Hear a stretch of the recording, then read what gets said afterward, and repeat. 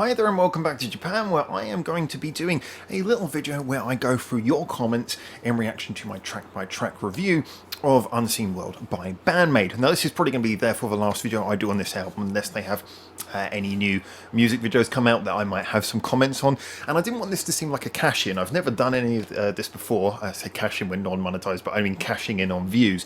I genuinely felt it was worth doing this because so many of you guys, the BAND-MAID fans, so passionate, very often very good at reasoning your comments. We get some great comments on these BAND-MAID videos, so over the course of this track by track, there's been so many interesting things.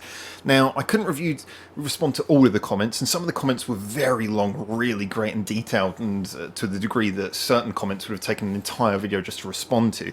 So what I've tried to do is I've tried to focus on comments that maybe bring up points that I really feel that I should expand upon, that give me something to talk about that maybe I haven't addressed enough in my previous reviews, ones that make me think about things from a different perspective, or ones that kind of sum up a general feeling that many of the other comments had.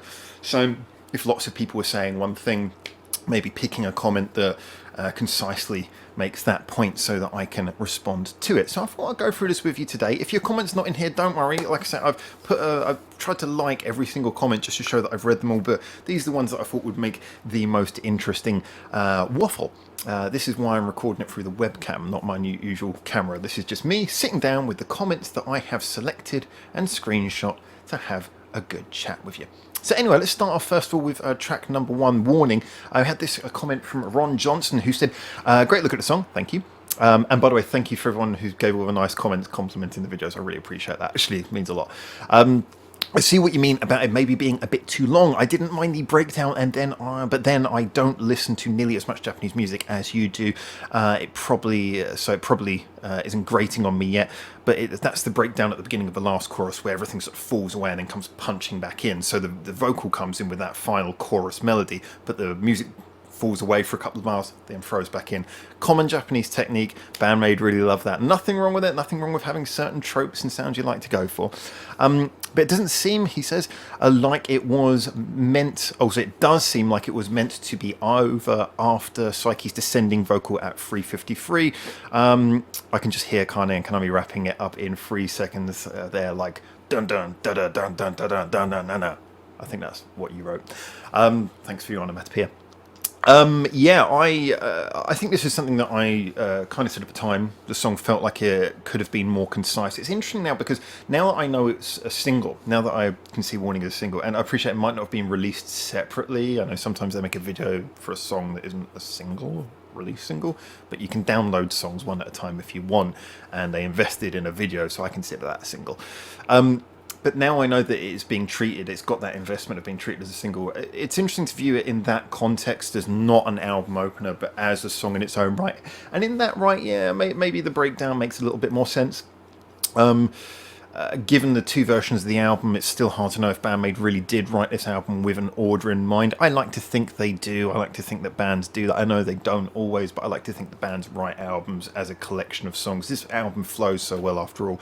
As the first track on the album, I don't think it required the breakdown. I think it could have just been, you know, just flat out all the way. It certainly had the energy built up enough that it didn't feel like it needed to wind up the spring again. The bridge really threw the energy in there.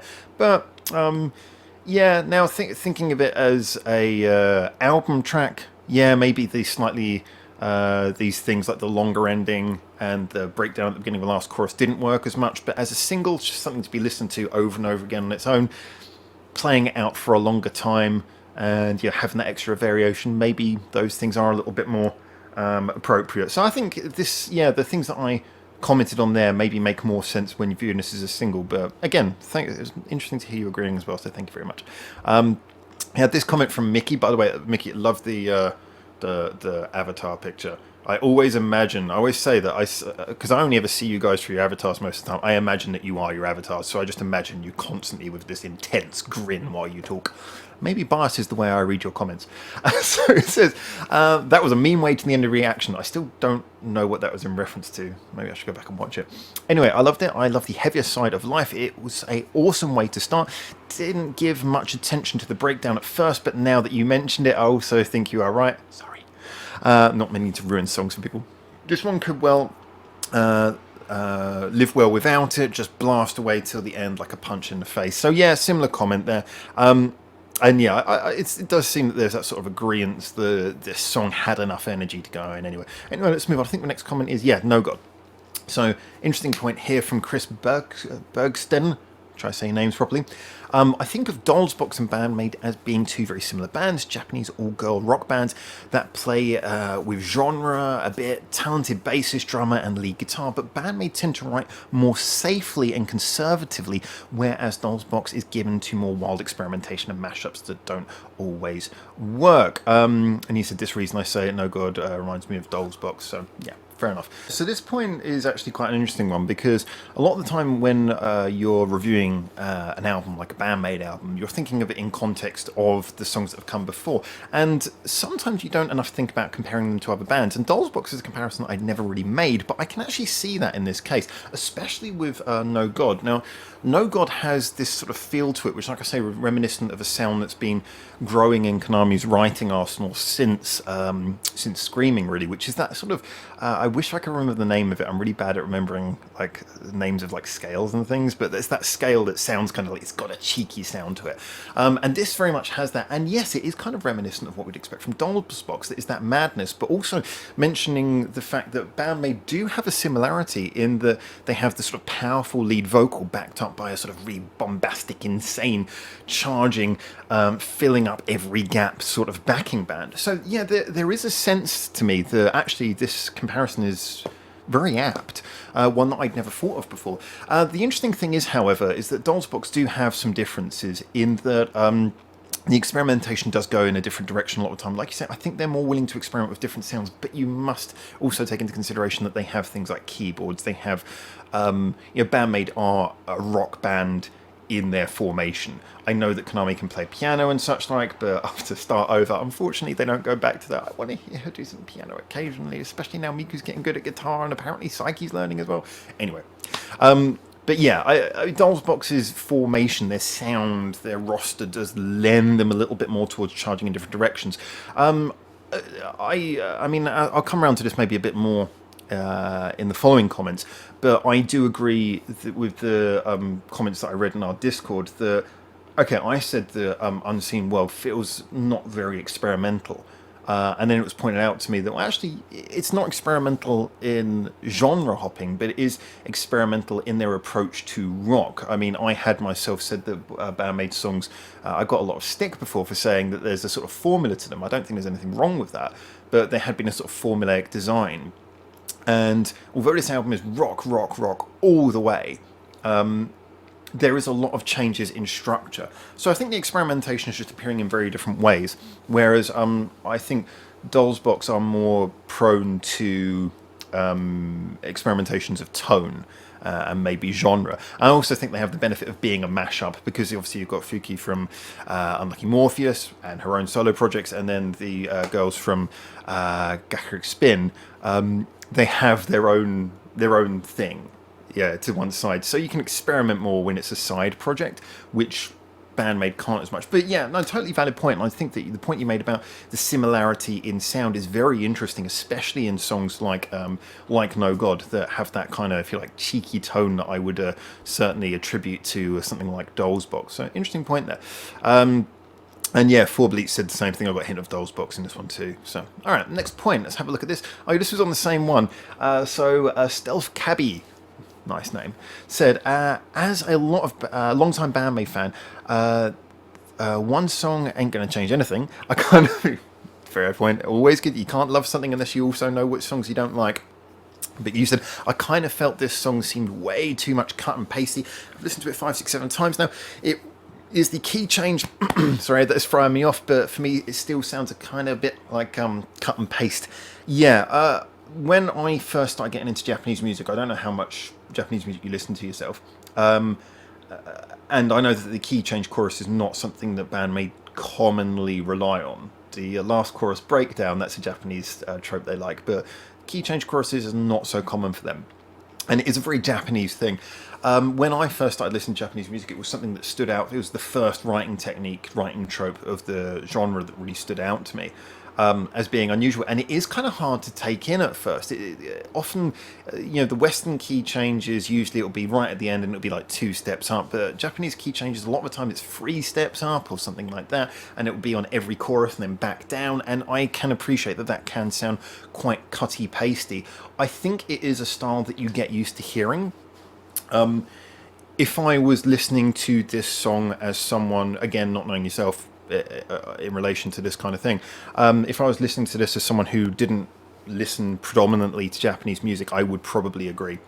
I think it is a Japanese writing trope, though, so maybe it's not so much about hearing this song 5, 6, 7 times, but maybe exposure to other Japanese artists who do this writing technique a lot and getting used to it contextually. It is more common in Japanese pop than it is in Japanese rock, I should point out. But still, Japanese writing as a general. But I totally agree. I can see how it would feel that way to a lot of people. Myself, it worked for me, but like I said, I think I've been conditioned to be used to that style of writing. But interesting point, interesting. And your point about cutty pasty, I know when a song feels cutty pasty, it really it can be jarring when you feel like you're being thrown in a direction that it's not quite holding on, like the sections work individually but not together. I do think this one maybe... Tell me if I'm guessing this wrong, but maybe it's that you're not as familiar with that being a writing technique of Japanese, predominantly pop music, but Japanese music as a general. But interesting point, yeah, and interesting to see if anyone else agrees on that. So let's have a look. Oh, moving on to Manners. Now, Manners was an interesting one. I got a lot of comments about this. I'll read this one here. I had a nice, interesting conversation with Jerry Dove, who disagreed with... well, actually, he says it really well, so I'll read his comment. Because I had described the word... I'd used the word rudimentary when talking about the song Manners, and I think that upset a lot of people. But Jerry worded this really well. He said, "I think it's the word rudimentary that irks me. The song is slower, but it has groove and power behind it, all from the arrangement and care put into the composition. The last few songs were faster, sure, as in the last few songs before this, the first 3 songs in the album, but that hardly denotes rudimentary because of a simple slow down. Rudimentary just means basic, and that doesn't describe this song. If you really want to hear BAND-MAID sounding basic, listen to Thrill again, and then immediately listen to Manners. This has much more nuance, subtlety than is apparent, and this is the opposite of rudimentary to me. Now, that's a really good point you made there. I did actually go back and sort of listen to Thrill and Manners a few times over, just next to each other to get it. I think that the reason why I use the word rudimentary, and this comes down to this difference that I have with a lot of other BAND-MAID fans, and again, this is just a difference. It's not better or worse in any way. I approach everything from the standpoint of writing composition, whereas I know BAND-MAID's primary quality, as good as they are at writing songs, their real quality is musicianship, the interpretation of a song, so they could take anything and they can make it sound amazing. Now, this is a good song. I would say that I do stand by the fact that the writing is rudimentary by their standards. Again, I'm doing the comparison against other BAND-MAID songs. I would say that the complexity of the writing in this song, just the core writing of the song, to me, is no more complex than Thrill. Not in any way that makes you go, oh, okay, this is on a whole different level from Thrill. I think the basic writing of this, it sort of plods along in a similar way. I'm not so much referencing the speed, although I think I didn't really clarify that enough. I think that the fact it is slower does allow you to, it gives you more time to cope with things, so maybe that does bias the opinion slightly. However, it's something that I do just generally believe the song is quite simply written. Most of its qualities come from the fact that they're really good at getting interesting things out of it. There's so many little fills, so many nice touches. The musicianship here is not rudimentary. The writing, in my opinion, still is. I think that the chorus has not stood up well for me at all. Whereas most of the songs on this album are grows, and I did say this in my final album conclusion, I know a lot of people really like Manners, and maybe just contextually I'll find a certain mood where it works for me, but I like it, but it hasn't stood the test of time to me, and that usually for me is a sign that a song is at its core not really engaging me. Again, I did actually say this wasn't very engaging, and there's some people who also didn't, quite shocked that I said that, or at least just thought that was just wrong, by their opinion. totally fairly. Just for me, like I say, I just think that as someone who the core writing of the song is for me the most important thing, and then BAND-MAID's quality is taking a well-written song and interpreting it through beautiful musicianship. I just felt at its core this was a fairly average song. It didn't really do anything to grab me beyond that. It has impact. It's certainly enjoyable. Like I say, I'm doing this all by comparison to other songs by a band who I really love and enjoy. I wouldn't listen to all these songs if I wasn't into it. But yeah, I stand by the fact that I do believe it is rudimentary, but that is A, by comparison to the other songs, and B, only in the way that it's written, the core writing on paper. What they've done with the song is classic BAND-MAID detail, flourish, and passion. On that level, no, it's not rudimentary. So I hope that clarifies that a little bit more. A lot of people commented on that, but it was really nice to see you guys all coming out in force to stand up against me. So let's have a little look at. Okay, so anyway, yeah, most of the comments were of a similar ilk on manners, which is absolutely fair. I'm definitely in the minority there. So let's have a look at I Still Seek Revenge. This is an interesting song. These couple of songs, this one and the next one, it was initial HG something. I keep on thinking of the wrong initials. These songs were ones that I basically liked, but I thought they were kind of a bit more messy. One of the interesting comments here came from 4Bleats. He did a really interesting comment on this one. He said, the main reason the track doesn't stand out is because of what you've heard in the tracks before it. Kind of agree. If the album opened with this, you'd be noting that it is heavy, leaning right in towards metal, and you'd be freaking out over the bass line. Unfortunately, you've already heard faster, louder, heavier, and crazier. I can't remember anything about the guitar riff, melody, chorus. I can remember interesting bass. This is true, the bass was very standout, which will make me listen again. Some cool vocal stuff and another dose of double kick.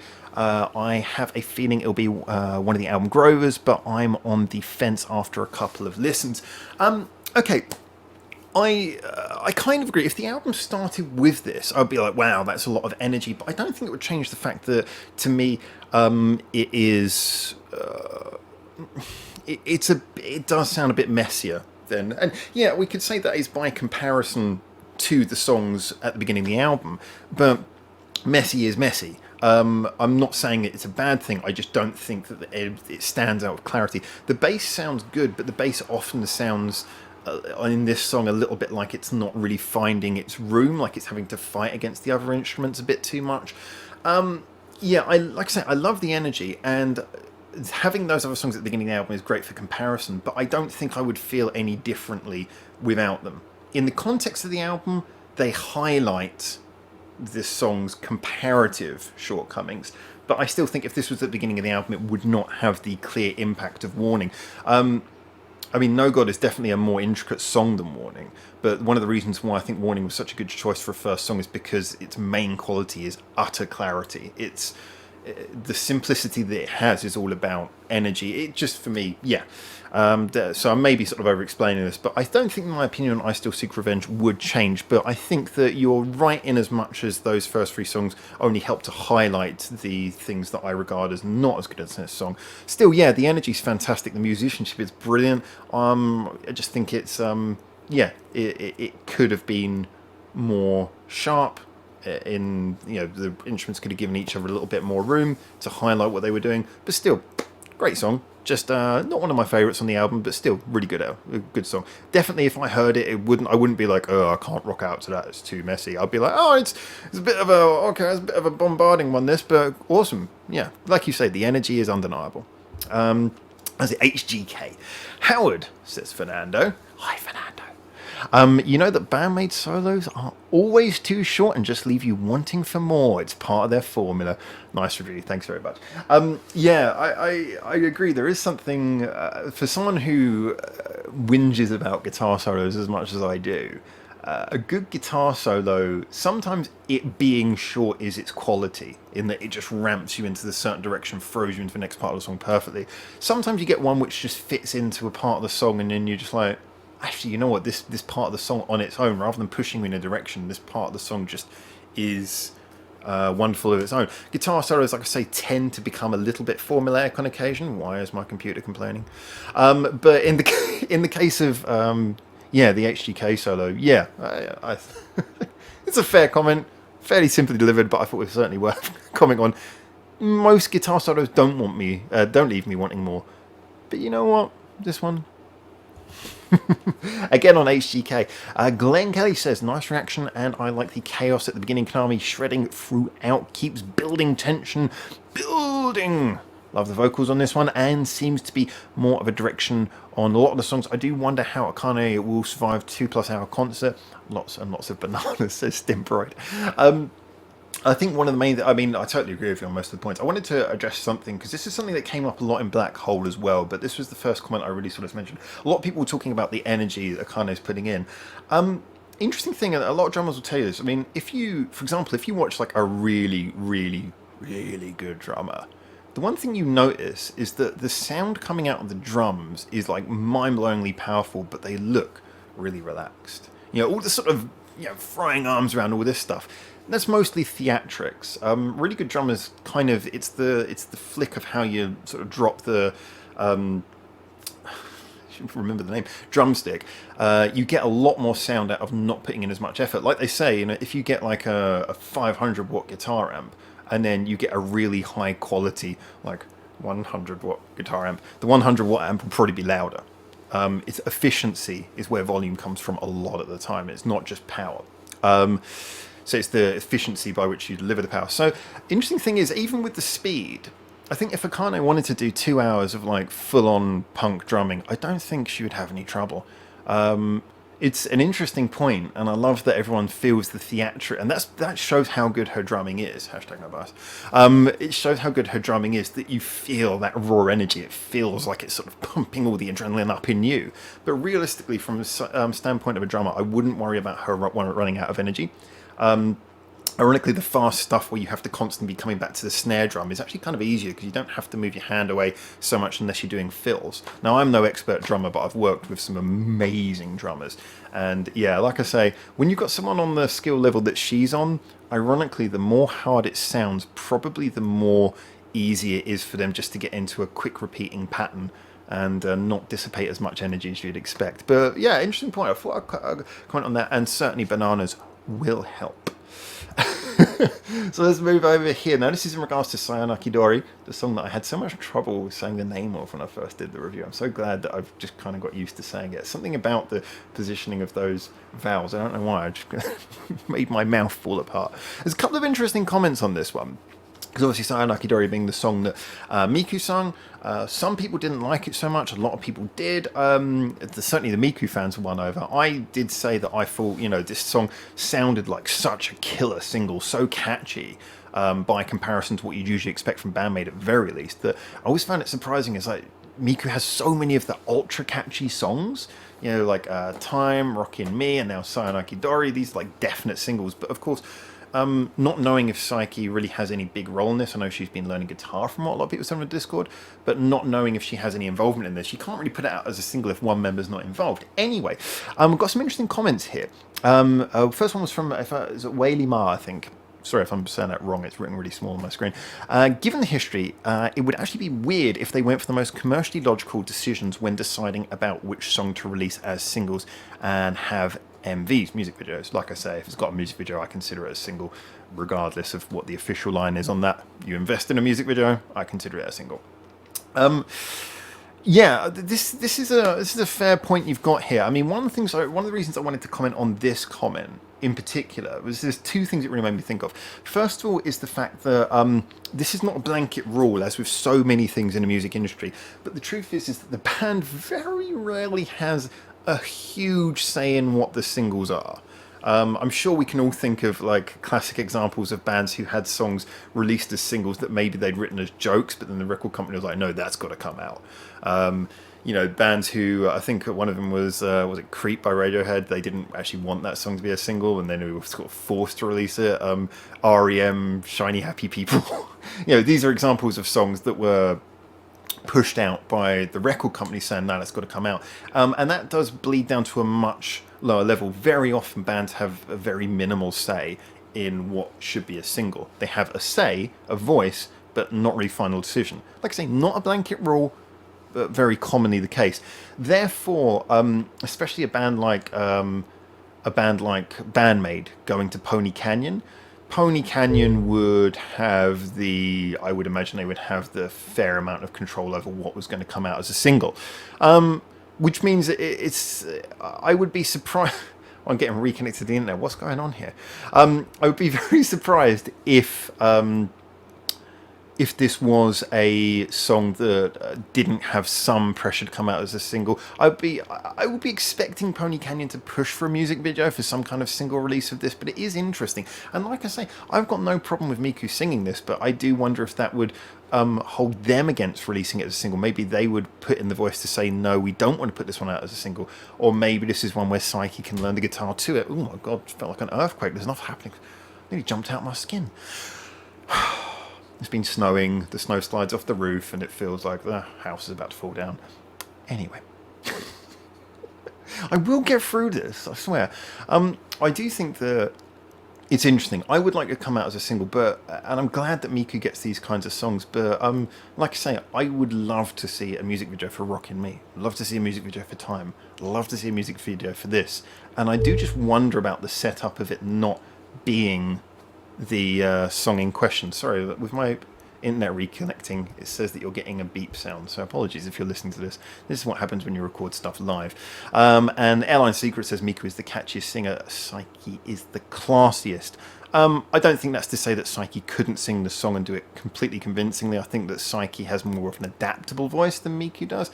But yeah, you are right. If you were going to say which of you two does this song sound most appropriate for, being that it's going in a slightly more airy, light, poppy direction, yes, I would see that Miku is the fair and valid choice therefore. But still, like I say, it concerns me, given how much I like this song and how much I think this would do good on radio play compared to a lot of maybe the other songs, without working against the quintessential BAND-MAID sound. It does kind of make me a little bit hope that people get to hear these kind of songs, and it maybe bring in a wider fan base to BAND-MAID, who otherwise maybe wouldn't naturally think to listen to them. So anyway, yeah, interesting points again. Really like this song. Let's move on to Why. Chat to Dave. I love the fact that every single one of your comments starts Misa. Always thought Conqueror was the Psyche and Konami show. Unseen World is definitely a Misa and Akane show to me. Anyway, I thought it was interesting that you made that comment on this song. Like with most of the songs, yeah, I do agree. This album is kind of the, shall we say, it's the Misa and Akane show. I think this song is probably one that leans a little bit more towards a rounded sound than a lot of the other ones. But yeah, I think the album overall certainly has that. You said that Conqueror was kind of like the Psyche and Konami show. I think that's kind of true. I think Conqueror did actually get the most out of everyone, probably Misa the least, but Misa did some amazing stuff on Conqueror, but just the mix kind of had her more to the back, and you can really hear how this album's compensating for what I'm assuming was a general fan comment on that. I didn't have a problem with Misa being in the background because I still felt that what she did was so quintessentially important to why I love so many of the songs on the Conqueror album, but it was clear that, she wasn't sort of put, shoved in the face of a listener, so you had to be listening for her to hear her. Whereas here, yeah, they're really trying to push her front and center. Again, just a stylistic choice, nothing against it either way. But this album does feel a bit like the Misa and Akane show. Yeah, it's interesting that you mentioned about Akane, because I don't know whether... this album's just fast and energetic. I don't know whether it really would have attested her as much as Conqueror. As I was saying a moment ago, being fast, energetic, and loud is a skill, but I think being adaptable in the different types of rhythms you have to play is a much more challenging thing.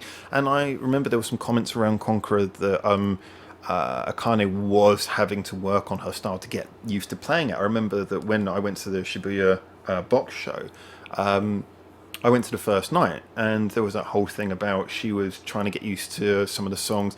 I think it was on Page was a couple of slow songs that you could hear she was kind of falling out of the groove, and this is the woman who I consider to be one of the greatest drummers alive, but obviously it was testing her because it was outside of her comfort zone. I think this is more of a traditional test of drumming, but I personally felt that as much as I loved what she did on this, I was more wowed by what she did on Conqueror, because it showed this ability to really fall into all kinds of things. These songs to me more play to Akane, so you could say it's the Akane show in that it's just her being her happiest.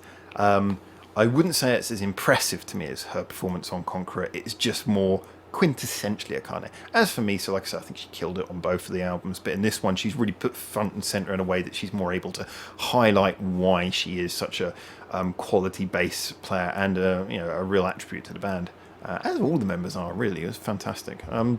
Moving on, Chemical Reaction. Now, this one I got a lot of comments on. This one, I concentrated a lot on Dan Rob 31's comment here because I think he really sort of covered this. Now, I had said obviously before the album came out, we'd heard. I tried to avoid spoilers, but we'd heard that one of the songs had apparently a bit of a Nickelback vibe, which with a lot of people using Nickelback as a punchline, it was some people a Nickelbacky song. Like I said, I will say this again before going into this. Yes, of recent years, Nickelback have been utter cringe fest, but the quintessential sound that got them famous was not bad. It was a little bit on the basic side, but they found a really good, powerful sound, and they worked it. So I'm not like against Nickelback, but yes, when this came in, I definitely got that vibe. I don't think that even if I hadn't had this spoiled, I think my reaction would have still been the same. A lot of people mentioned about older bands like 70s and 80s power rock, which I thought was a really interesting reference as well. I naturally wouldn't have thought of that myself. I would have thought, just age thing I guess, I would have thought of Nickelback. So I think I don't think that really changed anything there. But the reason I looked at Dan Rob's comment, he made an interesting comment. He said, firstly, appreciate your views, thank you. But I am going to disagree on this one, as most people did. That's fine. I do think you were swayed by knowing the Nickelback link. I personally think it has more of a Soundgarden feel than Nickelback, although there's also that. But as you say, it's just an opinion, and I actually think it may grow on you after listens rather than be the song you eventually skip. But time will tell. Keep up the good work. Thank you very much. Little thumbs up to you too. I must admit, after repeat listens, it's ironic. I mean, Chemical Reaction and Manners are the two songs that have present a real variation in the album, which is what I have been claiming to be for. And yet those are the two songs that I'm definitely nearest to skipping. But Chemical Reaction definitely is the one that for me is the most easily skippable. I was interested by your Soundgarden reference. I kind of get that. I still think, it has, at its best, it has a Soundgarden vibe.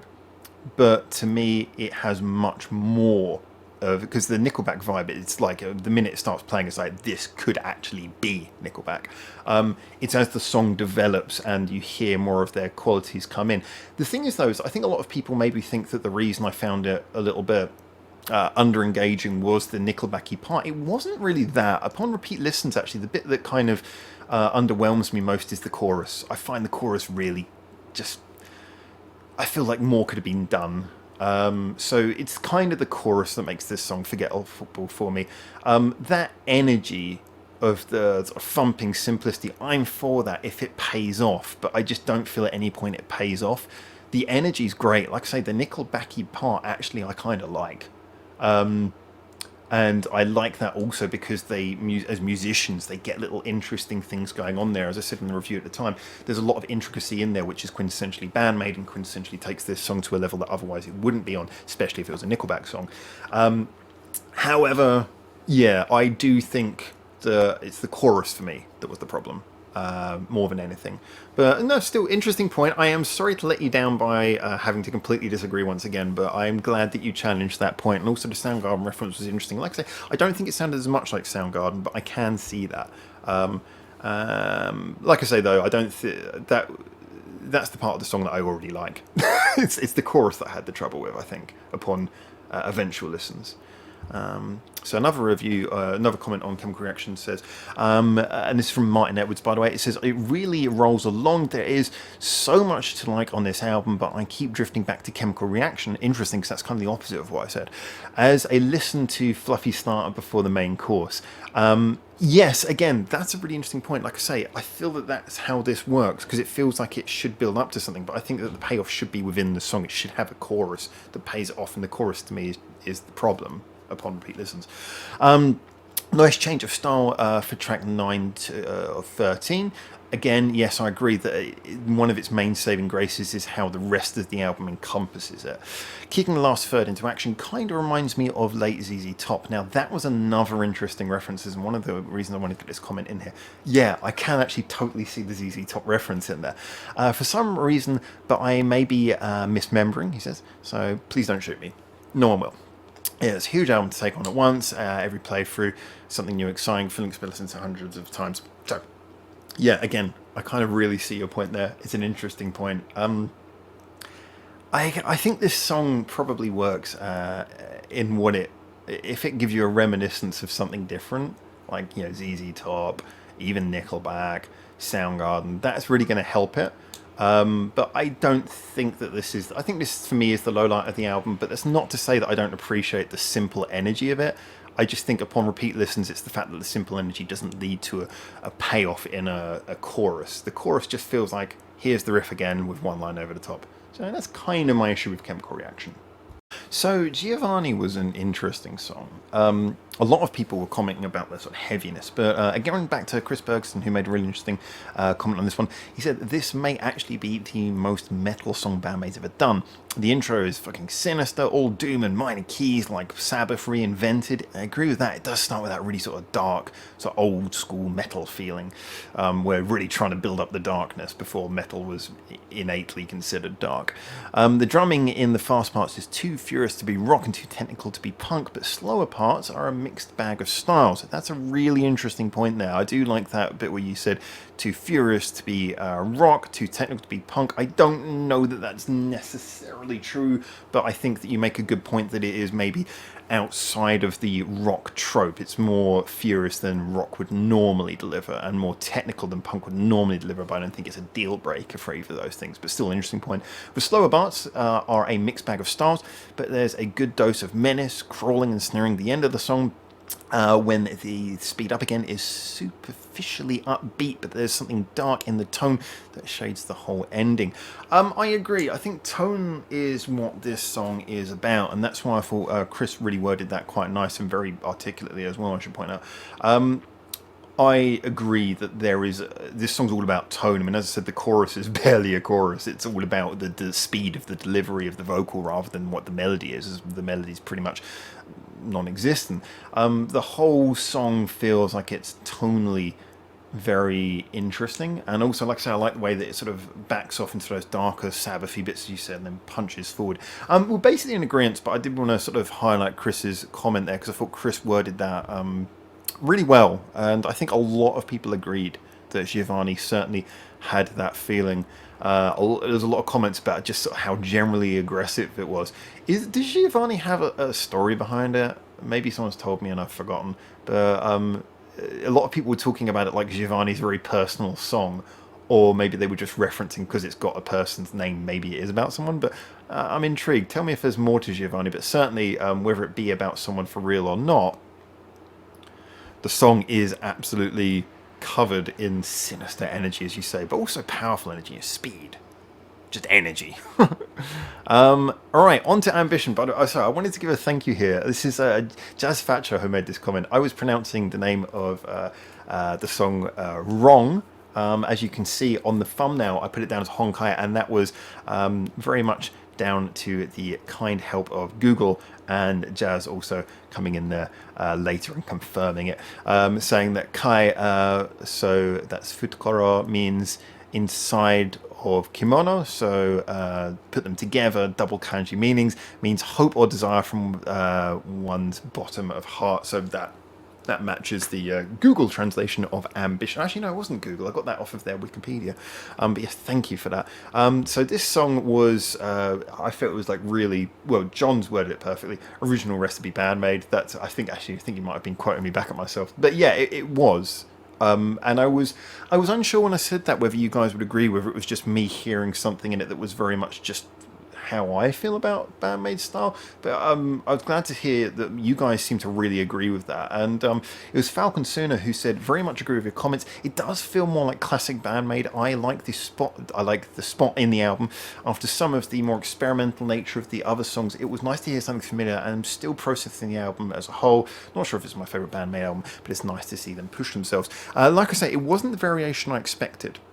This album, it went in a very different direction from what I expected, but certainly by this point it was clear to hear that, okay, although it was going to be rock, like I say, they were experimenting with different song structures, different rhythms, different styles of doing rock. So in a way, this song, upon repeat listens, it kind of more validates the rest of the album. It's very strange in being traditional original recipe BAND-MAID. It actually validates how much experimentation is on the rest of the album, which might not seem, like I say, immediately clear. So yeah, I just felt that this song highlights, it both works as being a comforting reminder of the BAND-MAID sound, but it also works to highlight just how much has happened on the rest of the album that you maybe would take for granted if you were listening to it more casually, and just hearing a consistency of tone. That's for me. I mean, as I keep on saying, World Domination has some of my all-time favourite BAND-MAID songs on it. Possibly my all-time favourite song is on there as well. So, you know, as far as my BAND-MAID list goes, World Domination's really up there. But as I always said, as an album, it feels like it doesn't really carry itself for me in the way that it does for a lot of other people. And that's because there's that just the consistent rock thing. It doesn't feel like it breaks it up, even though it does have some more ballady songs on it than this album does. But at this point, Ambition really highlights the fact that there is actually a lot of intricate variation on this album. Just, like I say, not the variation that I was maybe looking for when I first went into Unseen World. But still, this album helps to credit that, and it also helps to do that wonderful thing we all like a band to do, which is show that they can still be their old selves as well, should they need to be. No reason to erase the past. Alright, so moving on, Black Hole. Now, Black Hole, like I said, like it, but I kind of could tell from the first listen that I think a lot of the other BAND-MAID fans were going to be more into this than me. It kind of has that sort of mad, heavy feel, which, and, you know, a lot of the drum work, like I said earlier, that sort of drum style is something that I don't think is as challenging as it sounds, and yet it is really spectacular. And so I felt, to me, this didn't so much wow me as it just felt like really good, powerful energy. It just felt like, you know, a real sort of punch in the face, in a good way. If you can have a punch in the face where you don't get injured. So I guess that's a good thing. Again, back with Chris, who said, "I'll be very sad if this." Oh, yeah, sorry, this was because it was Black Hole. I'm a bit of a science. I'm a science nerd. And Chris said, he quoted me saying, "I'll be very sad if this song isn't about," and then he thought Carl Sagan, and I said Neil deGrasse Tyson, to which got a huge no. I did comment on this, and I said, yeah, I love Carl Sagan, but he's a bit before my time. I mean, all the Carl Sagan stuff I see is, hey, did you see that Carl Sagan thing from before? It was me hearing references and following. My YouTube suggestions are full of Carl Sagan. But sort of looking back on his stuff, I wasn't around at the time. But yes, Carl Sagan is a true, just a fantastic pioneer for so many things. And yeah, I just wanted to take this moment out to say that I do 100%, someone admittedly looking back at his career in retrospect, think that Carl Sagan is his existence was good for the world. That's all you can say. But I love Neil deGrasse Tyson as well. So moving on to something a bit more musical. Now this was interesting. So this is Slippy6582. Now the reason I included this is that I think what he said was, yeah, it was pretty much what everyone was saying. But this guy painted a fair old picture with his words. I love this. This is the most poetic comment I've seen for a while. So I'll just read it to you. "It's my favourite song on the album. It's just drum and bass all over the place. It's crazy. And that last part, I imagine Akane standing there with an AK-47 and blasting enemies down in a sort of burst fire mode. Absolutely insane. She needs a rest after this for sure. Really intense. A lot of really good, even genius songs. Only a ballad is missing, in my opinion, but otherwise, they delivered what they promised. And boy, am I happy." That's a pretty expressive comment. I'm giving you that. But yeah, no, I pretty much agree with that. And I love how John Flemings jumps in with A-Chan is sort short for her full name, Artillery. I like the fact that the imagery was nice there. You built up a cool sort of imagery in that comment, so I had to bring that one into frame.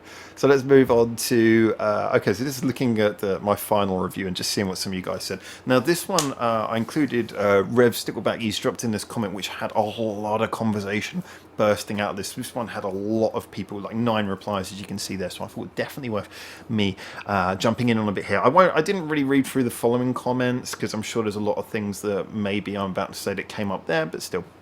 I just wanted to reply to the core issue because he said, I wonder how many people, other than when they first receive it, actually sit down to listen to an album. I find that after the first listen, I tend to rip the tracks from the CD and listen to them in MP3 format in any order I like, or whichever order the random shuffle likes. I'll no doubt pick out individual tracks to listen to again, but rarely the whole album in order. I think you stand with most people. I think as well, no disrespect to yourself, but I think as a general, we live in a world where people have less time and the attention spans tend to be a bit lower. So sitting down and listening to a whole album when maybe there's just one song that fits your mood is less likely. I mean, an album is supposed to take you on a journey. It's like watching a movie. If you don't have time to watch a movie, then why would you have time to listen to an album? Okay, an album's a bit shorter, but you get my point. And so, yeah, I can completely see that, and I think that applies for what you've said there applies for a lot of people. However, there are certain albums that I will only listen to as albums, and there are certain albums where there will be songs which, whether they be a single or not, they're a single to me. They're a song that I will take out because I will listen to certain songs on repeat play because they just really fit a certain mood for me or just work for me. So for me, I think the way I listen to an album is either as an album or is certain songs that are either the singles or, like I say, singles in my personal feeling. The idea that people take albums and deconstruct them and listen to them, really listen to a lot of songs but not in order, I think that's a matter of taste. But I think that although I can totally see that, you're perfecting the playlist that you want, I think that there is something about hearing an album that...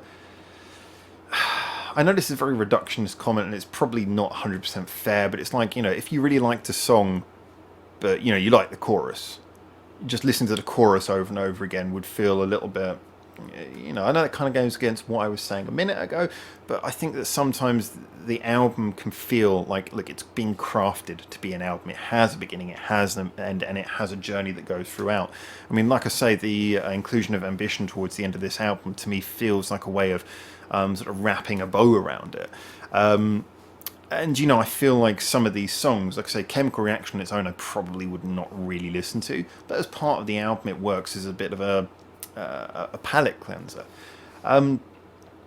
Yeah, so I can see that. I can see you taking apart the songs, but I would like to think that for anyone who's willing to sit down and just listen to a list of band-made songs for 30 minutes, 40 minutes, that they would be equally willing to listen to the album from start to finish as I hope it was intended. I mean, like I say, I'm going to say this again. I know that maybe being a bit optimistic, assuming that albums are always ordered by the band. They very often are. They can be. I know that the record company can get in and say, well, look, this song has to be a single, so you have to move that to the front of the playlist so that when people see the playlist, they see that song quickly. We don't want the big sick single right down at the bottom of the playlist where people might not notice it when skimming the album on a buying website. But of course, in the days of streaming, and certainly with bands like BAND-MAID, who are not so much about big, catchy, radio-friendly singles, I don't think that there would be much of a requirement for that. So I can't help but feel that BAND-MAID probably, hopefully, do order their albums, which I feel this feels like it. So yeah, you can take a song and listen to it on its own if it fits your mood, but I would like to think that people, if they have the time, if they know they've got the time to listen cover to cover, would preference listening to cover. Again, I think I might be being optimistic. I think most people probably don't do that, but certainly if that was completely off the cards, then bands wouldn't even release albums anymore. I think it was actually Weird Al who said this, because Weird Al, his albums were kind of written as albums, but there's so much weird material on them that he actually stopped doing albums because he just said, well, look, I don't really write albums, I just write songs and parody songs, so therefore what's the point in releasing an album? Just release every song as I come up with it. And I think that's true. There's no point releasing an album if it's not an album. So yeah, anyway, there you go. It is a collection of songs, but it is also a product on its own. So I hope that people do give preferential treatment if possible. But interesting comment and very pertinent to the way a lot of people listen to music. Now, this is an interesting one that came from a D Last One to Go. That's a good name. And I love the dog picture. I know, I like how you use the term love letter to fans. I felt exactly the same way. And this was probably intentional as a type of commemoration for their first Budokan. By the way, here's Unseen World, my opinion. They left a few things after that, but I just wanted to sort of, you mentioned you'd listened around 6 times, and there's really interesting comments underneath that. I just wanted to sort of highlight that first bit, first of all, though, where you mentioned about the love letter to fans. Yeah, I said that a couple of times in the review, but I would certainly double down and agree with you that I think there is an element of that.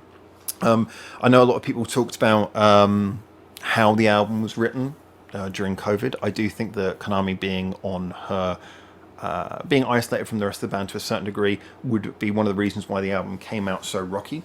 Something like Conqueror, I think, probably is more naturally indicative of where the band, I would guess, none of us know, we're all looking from outside, where I would guess they are at as a band. You know, that sort of thing of more variation of sounds. But if you're going to more isolate the band members, and Konami's doing the majority of writing, she's going to be sitting there with a guitar. Yeah, she can synthesize the other instruments, but she's going to be sitting there with a guitar, so she's going to be thinking more about, let me write the guitar line, and it's going to take longer for her to bounce off of other people. So as a result, guitar is going to be more predominant. And with me, from what I understand, Miku obviously continuing to learn, and like I said, I believe Psyche's getting involved in some guitar work as well now, or at least learning guitar. So guitar is going to become more prominent. So actually, maybe this is an indication of where they are, but still, nonetheless, I think that thinking about it in retrospect, I guess this was the album that we should have expected.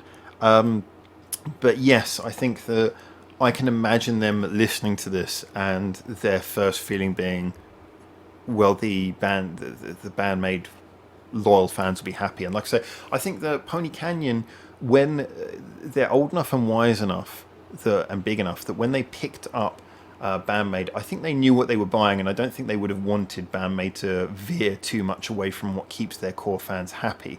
Pony Canyon are wise about that. Keeping fans happy tends to be something that they, in my experience, they're pretty au fait at that. So in a lot of ways, I guess this was the album we expected, and I do think it is, whether intentionally or not, whether circumstantially the album sounds this way or not, I do think that at least upon hearing the finished product, they would have felt happy for the fact that it clearly was going to be a fan favourite. So yeah, that's my feeling. Free Monkeys, again, I'll just go into this because Free Monkeys returned to the point that I also returned to in my final review of me saying Man is not that engaging. He said, Man is not engaging really made my top 3 for the best on the album.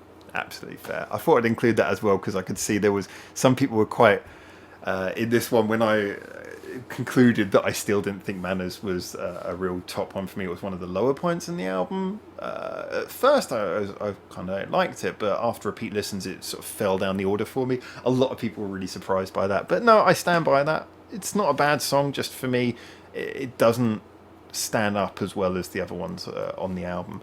So I think that's the last one, isn't it? Yeah, background to the beginning. Alright. So like I say, apologies if your comment didn't come up here, but and feel free to drop comments in this video. I don't think I'm gonna do another one of these videos, so if you drop comments in this, I'll probably try and respond to them in text. But yeah, I thought I'd give it, I know it's been a bit of a long ramble, but you guys came up with some really interesting points. As you can see, this is why I wasn't able to respond to every single comment, but I hope I've kind of got the gist of some of the things you guys said. And yeah, just a big thank you for following. As always, like I say, get in the comments, you know the usual stuff, liking, subscribing, following of his social medias, linked in the description below. Big thank you to our patrons, as always, for keeping the channel alive, kicking, running, and here we're non-monetized, so anything you can do to help us in the algorithm, whether it be liking, subscribing, like I say, or following the Patreon just to keep us funded, greatly appreciated. But either way, thank you for making it through to the end of this video. That's the main thing. I hope that it's been enjoyable, and this channel is all about the exchange of ideas. As I always say, I speak as someone who's worked in the music industry my entire adult life, who lives in Japan, but who, you know, despite residing in Japan, my opinions are just my opinions, so please, I'm always looking forward to seeing what you guys think, and I will try to, I always read even if I don't get a chance to respond to every single thing. So like I say, thank you for making it through to the end of this video. Until I hopefully see you very soon in Japan for the next one of these. For now, ciao ciao.